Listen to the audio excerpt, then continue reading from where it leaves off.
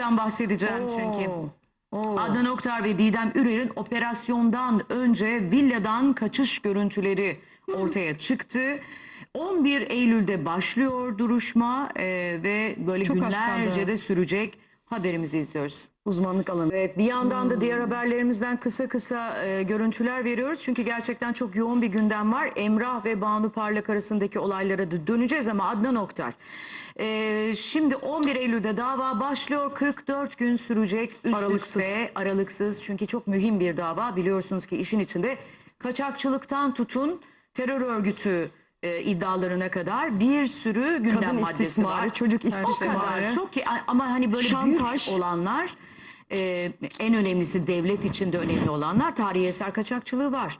Şantaj var, terör örgütü, FETÖ bağlantıları var. Tabii. Bunlar biliyorsunuz asla şey yapılmıyor. Çok hızlı ivedilikle görülen davalar, terör girdiği zaman işin içine. Evet, buyurun. Yani geçen yazdı değil mi bu olay patlak verdiğinde? Şimdi onu diyordum, abi kardeş ve bütün ekip, yani örgütün içindeki diyeyim.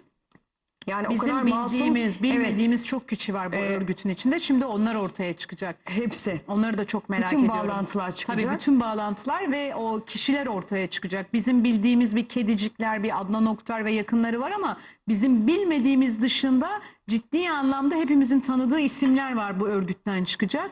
Bakalım neler olacak tabii ki. Bu A9 kanalının, hatırlıyor musun? Şimdi az önce de görüntülerde vardı. Böyle sanki oynuyorlar, eğleniyorlar. İşte din adı altında bir takım böyle.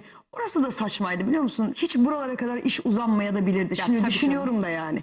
Bir hani İslam dini üzerinden değişik öğretiler ve bir müritlik meselesi üzerinden. Şu Canan, mesela, şu bile yetermiş, biliyor musun? Çok yeterdi bize göre ama hani emniyete göre de bütün delilleri toplamak gerekiyor ya. Her şeyi toplayıp işte orada bir nokta atışı yapmak gerekiyor. Zaten kaçarken de yapmışlar. İkincisi de bazı şeyler özgürlük kapsamına girdiği için hani o yayını sen Yoksa bir şey hepimizin her zaman Adnan rahatsız Oktar'dan haberi etmedi mi? vardı. Hepimizi rahatsız etti. Hepimiz bu konuda Niye Pınar? serzenişte Bak bulunmadık. ona da bulunduk. karşıyım. Ona da karşıyım. Doğru söylüyorsun. Hani biz hep bahsediyoruz ya, bu ülkenin kırmızı çizgileri var. Mesela din, bayrak, vatan, bunlarla ilgili herhangi bir şey söylendiğimizin tüyü diken diken oluyor.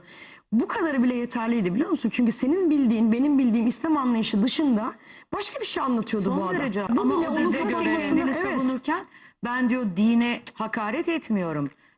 Dinin herhangi bir şeyine şey yapmıyorum. Sadece onu yaymaya çalışıyorum diye. Kendince böyle bir kılıf altına kendini saklandı. peygamber ilan etmişti hayatım. Daha ne diyeyim Tabii yani? onu oradan söylemiyordu hayatım. Kendileri içlerinde bunu konuşuyordu. Örgüt dağılmaya başladıkça biz bu bilgilere ulaştık. Adnan Oktar'ın ve Adnan Oktar'ın örgütünün ne olduğunu hepimiz biliyorduk. Zaten giden sanatçılara, katılan sanatçılara da ne dedik? Niye bile bile gittiniz? Onlar da dediler ki biz davet edildik, ekstraydı, gittik. Güzel paralar almışlardı Güzel paralar çünkü. aldılar ama sen X kişi gider miydi? Gitmezdi. Ben olsam gider miydim? Gitmezdim. Biz onu Çünkü geçen sene Adnan konuştuk, kızdılar Oktar'ın ama. yıllarca ne yaptığını biliyorduk biz zaten. Tabii. Yani Adnan Oktar iyi bir şey yapmıyordu ki ben onun gecesine gidip katılayım, davetine katılayım. Gördüğümüz şu kadınların Hallerine bakacak kediciklerin, olursa. mesela bunun dinle ne ilgisi vardı mesela? Ya koskoca doktorun hareketlerine bak. Bununla ne ilgisi Oktar vardı? babuna. Dikkat edin. Yani yine Ölecekti, ölmedi. Bak, yine burada başka ortada bir şey vardı. Adnan Oktar gibi örgütler vardır. Bu kadar büyük olup duyulmasa da Evet. mutlaka vardır. Çoluğunuzu çocuğunuzu koruyun.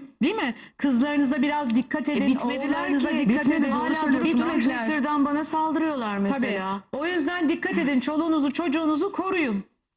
Bak kaç tane gencin hayatı Kaçış gitti, planında mahvoldu. gördünüz mü? Madem bu kadar yaptığı her şeyin arkasında duran bir adam da Adnan Oktar.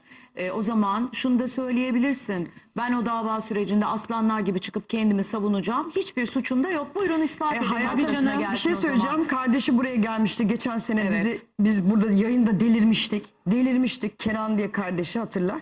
O da şimdi galiba ifadesi alınanlardan vesaire. Yani bu örgütteki hiç kimse şeyden ne derler ona, bizim hissettiğimiz gibi bir şey hissetmiyor. Anlatabildim mi? Yani işte bu kaçış görüntüleri de zaten eğer gerçekten suçlu olduğuna inanmasa, Türk adaletine rahatça teslim olabileceğini düşünse, Didem Ürer'le birlikte böyle bir kaçış planına girmezdi diye çok rahat düşünüyorum. gider, yani çok rahat otururdu o zaman. Aynen. O yüzden bu süreci bekliyoruz. Herkes merak ediyor. Şimdi Ekran başındaki 44 izleyiciler gün de ne konuşulacak? ne Tabii çıkacak sonunda hepimiz merak ediyoruz. neler. Yani bu arada Zerrin Özer'in eşi Murat mıydı? Ne kadar benzer kadar olduğunu. benziyor, gene şu an anladım. bir daha yan yana Sinem'le aynı şeyi konuştuk yani. Çok benziyorlarmış Zaten hakikaten. genelde benzer tiplemeler. Evet. Yani. Sakalsız Kendine olanlar bir benzeten. grup, sakallı olanlar bir Bir grup grup. gibi. Kızlar da zaten bir tornadan çıkmış gibi, farkındaysanız değil mi? Ağız, Aynı göz, ameliyatları saçlar, aynı oldukları ameliyatlar vesaire. Evet. Bakalım işte şimdi şunu belirterek bitirelim. Yanlış olmasın diye bazı kaynaklar 11 Eylül dava tarihini veriyor, bazıları 17 Eylül veriyor. Sonuç olarak Eylül'ün 10'undan Görecek itibaren herkes. her an bu dava başlayabilir ve uzun bir dava süreci bekliyor. can Adnan yandı, Oktar tabii ki ve ortaklarının, suç ortaklarının.